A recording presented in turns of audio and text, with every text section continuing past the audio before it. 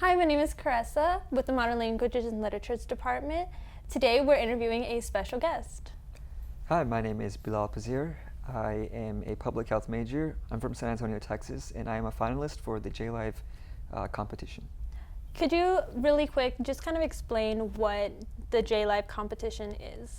So the JLive competition is it's a competition where students from around the nation, from universities, can come and deliver a speech. And so this speech can be either about research they've done or just a personal experience that was very impactful.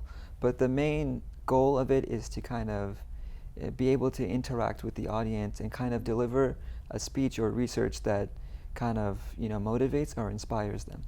How did you end up hearing about the JLive contest? So funny story.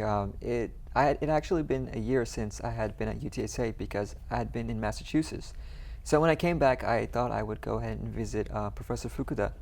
And when I went into her office, the first thing she actually did was print out a flyer for the JLive contest and told me, hey, look into this. And so I looked into it, and it looked like something that I would want to do. And so I told Professor Fukuda that, yes, I will do it. And here I am today. Yes. A finalist. Finalist, yes. So I'm excited for it. So if she hadn't told me about that, I don't think, otherwise I wouldn't have heard about it if my professor hadn't told me. What did you expect from the JLive contest once you entered it? So I knew it was going to be hard. So, to get into the finalist position, I had to go through a preliminary round and a semifinals round. And in both of those rounds, I had to record a video of myself speaking in Japanese, and each of them had a specific prompt. And there was also a time limit to how much we could say. So I believe the first one was about a minute. The second one was 3 minutes, or maybe I have it switched. But basically, a strict time limit.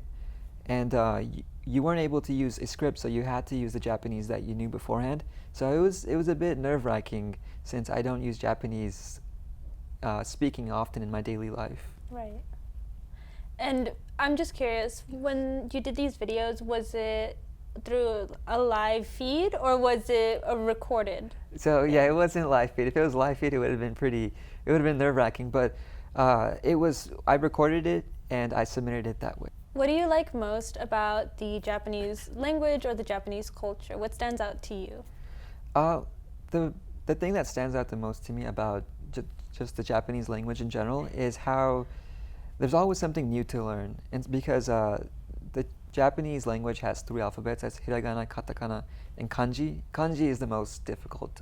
Depending on what 2 kanjis are together, the way it's read can be different. And so it keeps things interesting because you always have to learn how this specific character is read next to this character, or how this is done and the other thing is done.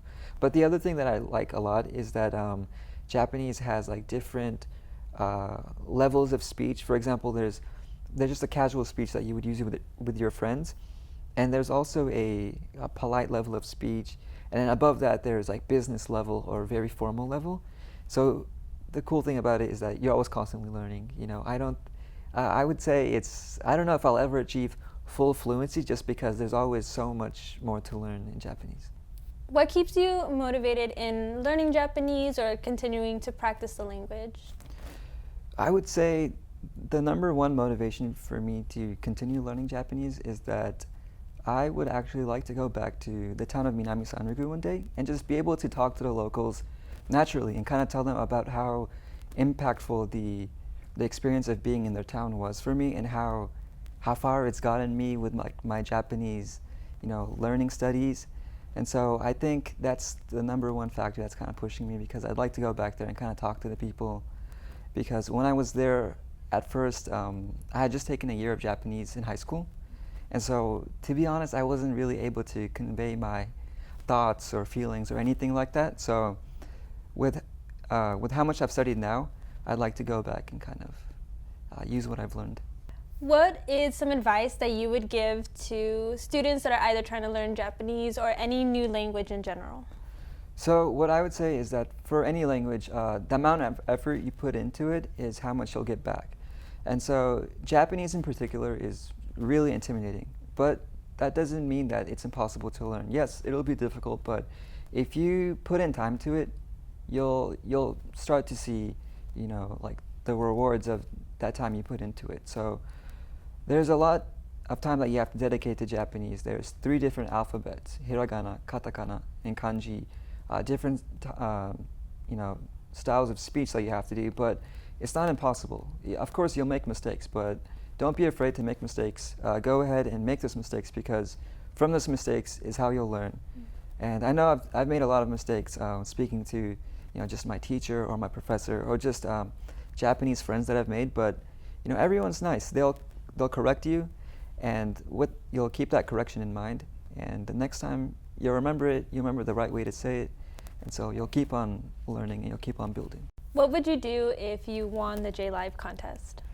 The first thing I would do if I won the JLive contest is definitely go ahead and search places in Japan, because the first place winner actually gets to go to a Japanese language school. And so I would search for places in Japan that are nearby the language school that I could go to on my free time, because, you know, if I'm going to be in Japan, I want to see it the most I can. Yeah, you might as well explore. Exactly. So yeah, that's probably the first thing I would do.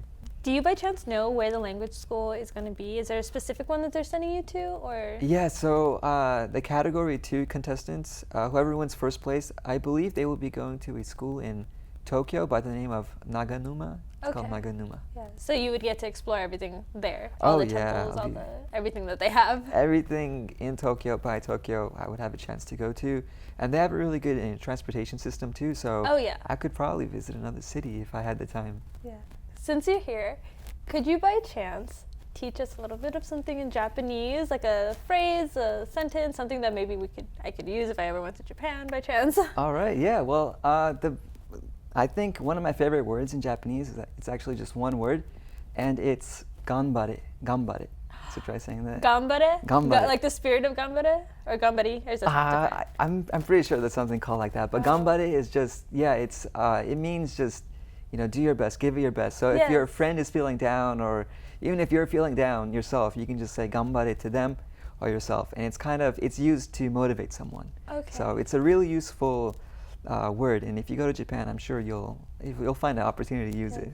Actually, when you said that, I recognized it because I took the Japanese film class with Fukuro sensei, and that was one of the topics that we studied, was the spirit of ganbare.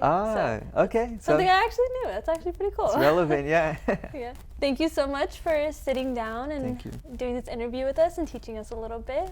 Really appreciate it. All of us from the Modern Language Department in UTSA, we're rooting for you, and we wish you the best of luck. Thank you so much. Ganbaru yo.